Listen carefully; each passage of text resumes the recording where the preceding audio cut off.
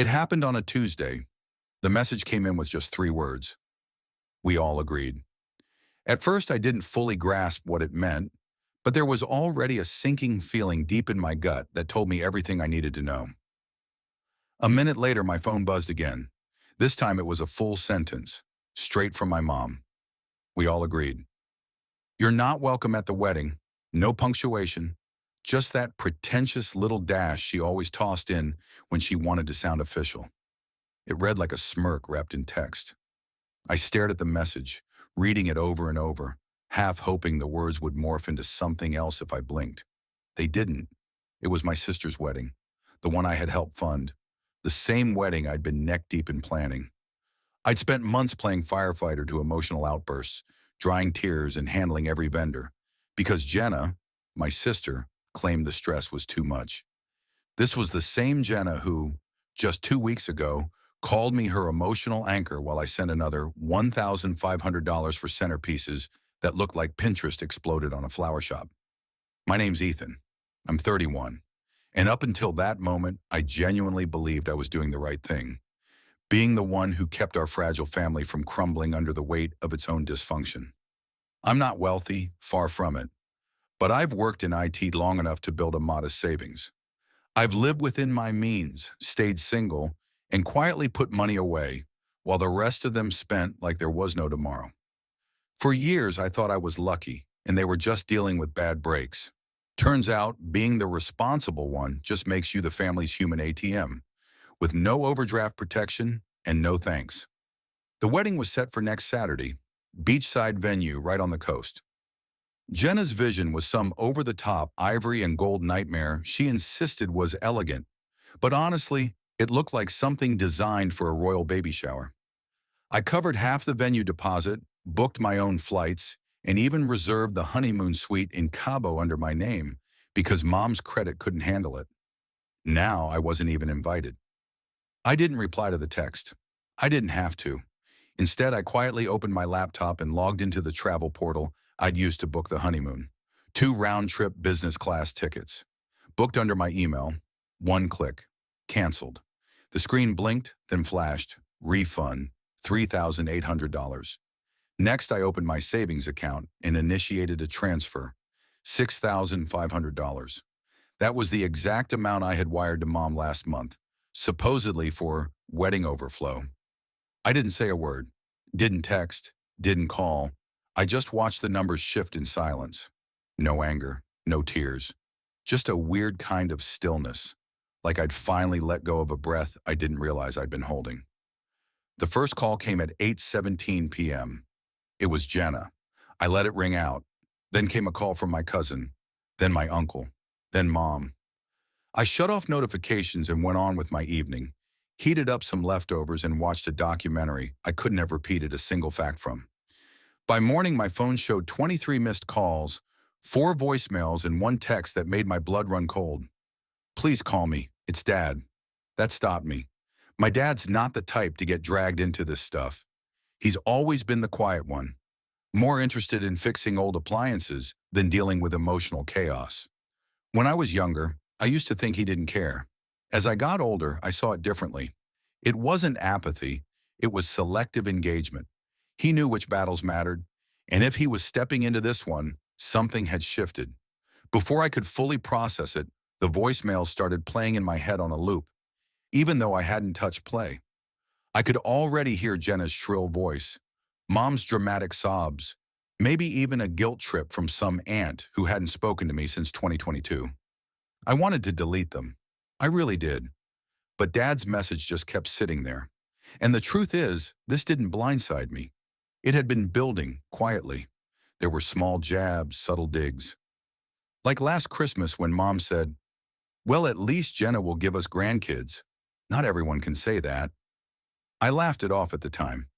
I've never wanted kids, and I'm perfectly fine with that. But yeah, it stung. Then came Jenna's engagement dinner. I noticed I wasn't seated at the main table. Mom brushed it off with a just to keep things balanced excuse. Meanwhile, Jenna's boyfriend's cousin, or whoever he was, had a front row seat next to the groom. I swallowed that insult too, like I always did. Tiny paper cuts. Too small to start a war, but eventually they add up. Once Jenna got engaged, everything turned into a crisis. Mom called me in a frenzy over which cake samples to choose. Jenna had a meltdown over dress colors. I was expected to foot the bill for anything the groom's family didn't handle. And I did, because I thought that's what family meant. I thought showing up with money was my way of earning a place at the table. But it didn't get me a seat. It just turned me into the unpaid project manager of their dream wedding. And now, I wasn't even on the guest list. That morning, I sat at the edge of my bed, laptop still open, the email confirming the canceled flights glowing on the screen like a quiet act of rebellion. I scrolled through the missed calls. Each name felt louder than the one before. Then I landed on the message from Dad. Just 6 words. You need to see this now. That message from my dad hit like a gut punch. I just stared at it, my thumb hovering above the screen. 6 simple words, but somehow they carried the weight of a sledgehammer. My dad's never been one for dramatic flair. He's not like Mom, who lives for theatrics, or Jenna, who can twist any situation into a spotlight moment. He's quiet, measured, and if he was saying I needed to see something, it wasn't going to be some emotional guilt trip or another passive-aggressive post in the family group chat. So I called him. He picked up before it even rang twice. "Ethan," he said, voice low, almost cautious. "You got a minute?" "Yeah," I said, suddenly aware that my mouth had gone dry. "What's going on?" There was a pause. I could hear a TV humming faintly in the background before it clicked off. Then he spoke. "I didn't know they were going to do that," he said. "Your mom and Jenna, I just found out this morning, after they finalized the seating chart and posted the announcement in the family group chat." I muttered half under my breath. "I'm not even in that group chat." "I know," he replied, voice softer now. "That's part of the problem." Another pause, then came the blow. "Ethan, they told everyone you chose not to come." I blinked like my brain needed a second to process what he just said. "What?" "They said you were pulling one of your loner things again, that you got upset over something small and backed out. Jenna told the family you've always been a bit dramatic, and this time you just took it too far, that you didn't want to be there." I let out a sharp, humorless laugh, the kind that hurts your throat on the way up. "So they kicked me out and framed it like I bailed?" "Worse," Dad said. "Your mom told Jenna's in-laws you threatened to ruin the wedding if you showed up." I felt the air leave my lungs like I'd been punched in the chest. "She what?" Dad sighed, not like he was surprised, more like he hated being the one to say it out loud. "She said you were emotionally unstable, bitter about being single, and jealous of Jenna's happy ending. She told them you were making everything about you. Like always." "Like always?" My voice cracked. I had to stand up. Suddenly, my apartment felt like it was collapsing in on itself. "I know, son," Dad said quickly, hearing the shift in my tone. "I know that's not who you are. I've seen you pick up every mess they left behind. You planned that entire engagement party without a thank you. You paid off your mom's second credit card last summer and never said a word. You showed up when they didn't, but they don't acknowledge that." He paused and then added, "Or maybe they do, and that's why it scares them." I leaned against the kitchen counter, hands trembling. "So this whole thing, this exile, it was a setup to make me look like the villain?" Dad didn't answer right away. Then with a heavy breath, he said, "It's worse than that. They're already telling people you refused to pay for the honeymoon out of spite." And that's when something inside me shifted. Something broke, but not in the way I'd expected. I wasn't hurt anymore. I wasn't even angry. I felt distant, icy, like I was watching reruns of a show I used to love, but had already memorized every plot twist. "They took the money," I said, my voice flat. "Dad, $6,500. That's what I wired Mom for the honeymoon." I paused. "I canceled the flights last night. Refunds already back in my account." There was silence on the line. Then finally he said one word. "Good." And somehow that one syllable meant more than any speech. Dad isn't a man of big emotions, but that quiet approval, it landed. Then he said, "There's more. I wasn't going to show you this, but I think you need to see it." I heard some rustling on his end, Then the familiar ping of a message coming through. I unlocked my phone. It was a screenshot, a group chat. Mom, Jenna, a couple of aunts. My name showed up in the thread. Mom had written, "Don't worry about Ethan. He's just overly sensitive because no one's ever loved him enough to marry him. Then, I'll talk to him after the wedding. Once he realizes how childish he's being." Jenna chimed in, "He's a ghost. Let him fade. Just make sure he doesn't embarrass us." And Aunt Denise added, "So we're agreed. No +1 for him, even if he begs?" Mom again, "Exactly. No seat, no speech, no drama. He'll get over it. He always does." I read those messages once, then again, and then a third time. Slower. Then I deleted them, not because I was in denial, but because I didn't need to read them again to understand what I'd always suspected deep down. I'd never really belonged. I wasn't a son or a brother in their eyes. I was the fixer, the helper, the invisible scaffolding holding their chaos together. But glue doesn't get a seat at the table. It just keeps things from falling apart until it starts cracking under the weight. They were right about one thing, though. I wasn't going to beg. That night I sat down and started writing. Not a list of people to call, not a script for some big confrontation. I began listing the systems, the ones I'd helped build, the ones I could now unravel. They wanted me to fade into the background. What they forgot was that I built the background. I was the one behind the curtain, pulling all the strings. The shared Costco membership with Mom? Gone. I canceled it without a second thought. The family accounts for Hulu, Netflix, Disney Plus. I logged in and erased their profiles like they were never there. Then I turned to Jenna's student loan, the one I'd been quietly covering for months. Autopay, disabled, and the cherry on top? The venue deposit for the wedding. Yeah, that was in my name. Technically, I was the main signee on the contract. They'd never reimbursed me for that check I wrote to lock down the date. I'd put it off, telling myself I'd sort through the paperwork later. Now, it had jumped to the top of my to-do list. As I hovered over the cancel reservation button on the venue's portal, I found myself smiling for the first time that day. Because if they already thought I was being dramatic, they hadn't seen anything yet. By Wednesday morning, the silence from my side had started eating away at them. The voicemails went from snarky to full-on frantic. Jenna's messages shifted like weather. Annoyed at first, then confused, and eventually begging. "Ethan, can we please talk? I think there's been a huge misunderstanding.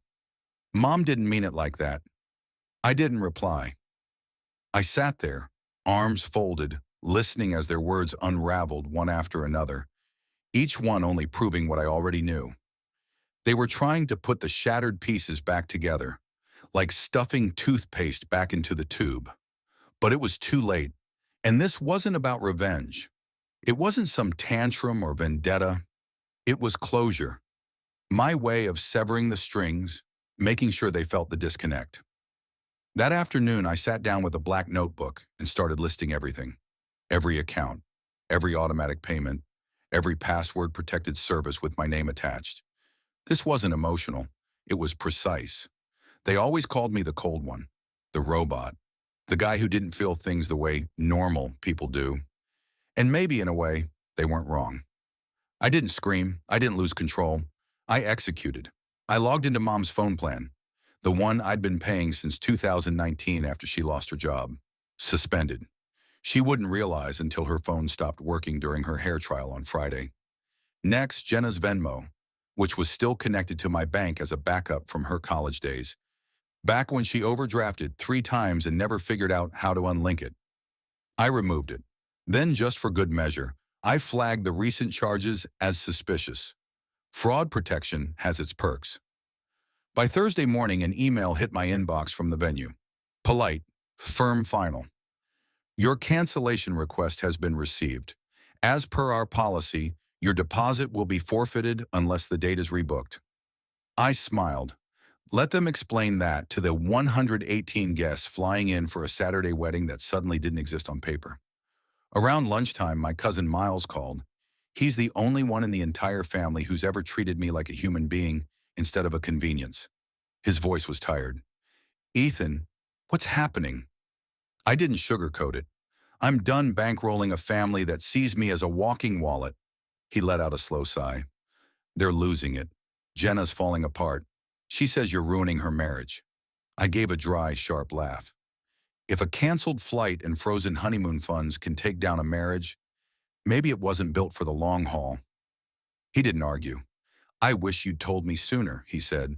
I always knew they leaned on you too hard. That night I pulled out my laptop again. I logged into my dad's old Dropbox, the one we used years ago to digitize the family archives. Inside was a treasure chest, scanned receipts, emails, even the original invoice from Jenna's engagement party. The one I paid for, but that Mom conveniently forgot ever happened. I created a new Google Drive folder, uploaded everything, titled it, Contributions from Ethan Nobody Wanted. Then I copied the link and sent it to every member in the family group chat. No caption, no explanation. I didn't need one. Within 5 minutes, I was removed from the group thread. Perfect. But the real shift came the next morning. Friday, one day before the wedding. I was sipping coffee, finally enjoying some peace, when I saw an email come through. Subject, concern about the wedding. It was from the groom's mom, Valerie. We'd only met once, but I remembered her clearly, poised, proper. The kind of woman who says darling instead of sweetheart, and probably alphabetizes her spice rack. Her message was short, but it hit harder than any voicemail. Hi, Ethan. I wanted to reach out directly. I've heard bits and pieces about the situation, and to be honest, I'm concerned. If you have a moment, could we speak? I feel like I'm missing some important context. Best, Valerie. That was when it hit me. This wasn't just family drama anymore. This was the thread coming undone from both ends. I called her. She picked up immediately. Thank you for calling, she said. Her tone was composed, but I could hear the tension just beneath the surface. I don't want to overstep, but my son just told me the venue might be canceled. It was, I said without emotion. I paid the deposit. It was under my name. There was a pause. I could almost hear her recalibrating. That's, not the version of events we were given. Another pause. Then a clearing of her throat. Ethan, I'm not sure what's been said, but I was told you chose not to attend. They said you backed out because you were bitter. I let the silence stretch, let it breathe a little. Then I asked, do bitter people usually shell out for the flowers, the cake, the DJ, and half the damn venue? I heard Valerie gasp on the other end. I didn't know about any of that. Of course you didn't, I said quietly. Because when I stopped paying, they needed a villain. And pointing fingers is easier than taking accountability. Her voice dropped, softer now. I understand why you've distanced yourself. Honestly, I think I would have too. But Ethan, there's something else. Something you should know. There was a pause, then she said it. Jenna opened a joint credit card last week. With your mom. But here's the thing. She used your name on the application. I froze. What? They said you co-signed it. My husband caught it when we were reviewing the final expenses. He saw your name on the paperwork. That was it. That was the pivot point. The moment everything stopped being about exclusion or betrayal. Now it was identity theft. I sat there still as stone, my coffee untouched and cold in my hand. The room felt smaller. Valerie's voice echoed in my head. They claimed you co-signed. I hadn't. Not even close. I've always been cautious with credit. Almost paranoid, honestly. Ever since my early 20s, when Mom defaulted on that car loan I'd co-signed and dragged my credit down into the abyss along with hers. Yeah, she talked me into that one too. It took nearly a decade of effort and financial discipline to rebuild my credit score. I knew better now. There was nothing, absolutely nothing, I signed for this wedding outside of the things I paid for directly. Do you have the application? I asked, my voice sharp but controlled. I do, she said. Would you like me to send it? Right now, please. A few minutes later, it hit my inbox. I opened it, and there it was. A high-limit credit card application for wedding expenses, complete with my name, address, social security number, and even my old work email. It was all too familiar. Data they could have easily pulled from tax forms or old bank documents I'd left with Mom years ago. I didn't feel anger. Not yet. I didn't even feel sadness. I felt clarity. For years, I had been their crutch, the fallback plan, the invisible hand fixing things quietly behind the scenes. But forging my name, that wasn't a cry for help. That wasn't a mistake. That was entitlement dressed up as desperation. That was fraud. And it was the final line they didn't realize they'd crossed. I filed the fraud report with a credit card company, took screenshots of every detail. Then I filed a police report, attached everything, the application, my signed statement of non-consent, and the supporting documentation. After that, I picked up my phone, and for the first time since Mom's smug little message started this mess, I called her. She answered on the second ring, like she'd been sitting there waiting. "Ethan," she said, fake cheerful, "I was just about to call you." "Stop," I cut in, voice flat. "Just answer one question." A pause. "Did you sign my name on a credit card application?" Silence. "Ethan, don't be ridiculous. That was just a backup plan, in case the honeymoon ran over budget. You know how these things go. Did you sign my name?" Another pause. Longer this time. Finally, she said, "Jenna told me you would have signed it, if you knew how important it was." I let that hang in the air like a loaded trap. "That's not an answer," I said, voice icy. "But it's fine. You can explain the rest to the investigator when they call." Her voice changed instantly, that brittle, cracking tone. "What? Are you serious? Ethan, we're family. You're really going to make this ugly over a little misunderstanding?" "Mom," I said, cutting her off, "you kicked me out of a wedding I helped pay for. You lied to everyone about it, and then you committed fraud in my name. I didn't make this ugly, you did. All I'm doing is turning on the lights. Ethan, honey, please, we can fix this." I hung up. That night I drove to Dad's house. He was already sitting on the porch with 2 beers and that weathered, quiet look he always wore when the world felt too heavy to talk about. "You okay?" he asked as I sat beside him. I gave a slow nod. "Getting there." We didn't talk much. We didn't need to. He handed me the beer, and we just sat together in silence, watching the sun sink behind the trees. Eventually he said, "You did the right thing." Somehow those 5 words meant more to me than any apology ever could. The fallout didn't take long. The phone calls came first, from aunts, cousins, even Uncle Derek, who hadn't spoken to me in almost a decade. They all wanted answers. What really happened? Why was the wedding canceled? What did Jenna mean by that cryptic Instagram story? Betrayed by blood? I didn't respond. Then came the messages. Some were apology, some were thinly disguised guilt trips. "Ethan, I had no idea. We should have stood up for you. Can we please talk?" But I was done being their emotional janitor. I let the calls go to voicemail. Let the texts pile up, unopened. As for the wedding, it never happened. With the venue canceled and no backup location secured, they scrambled to host a last-minute backyard ceremony. But the guests were confused. Some turned around at the airport when they realized the event was in shambles. The groom's family? Once they found out about the forged credit card, they pulled the plug entirely.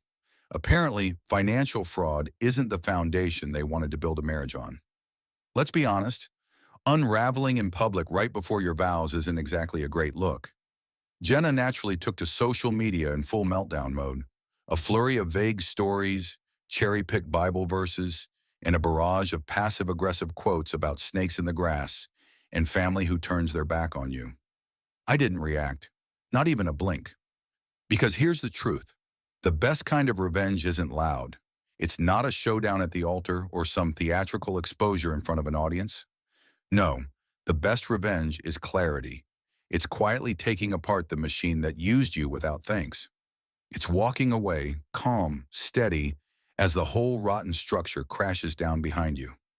About a week later, I got one final message from my mom. "You've made your point. We're all hurting. You didn't have to take it this far." I didn't respond. I didn't owe her anything anymore. Instead, I changed my number, took a few days off work, Booked a solo trip, just me, my laptop, and some overdue silence, at the exact same resort Jenna had planned to honeymoon at. Funny how things work out when the bookings are in your name. I knew the cancellation policy inside and out. All it took was a date change, a suite upgrade, and a click to add her champagne welcome package to my reservation. So there I was, sitting on the balcony of that oceanfront suite, a cold drink in my hand, the sound of waves rolling in below, finally breathing. And for the first time in a long, long while, I wasn't thinking about who I needed to be for someone else. Not the fixer, not the financial safety net, not the one who stepped up so they didn't have to. Just me, Ethan, 31, free, and finally done chasing a version of love I never owed them to begin with. I don't know if they'll ever fully understand what they lost, but I do, and I'm never giving that part of me back.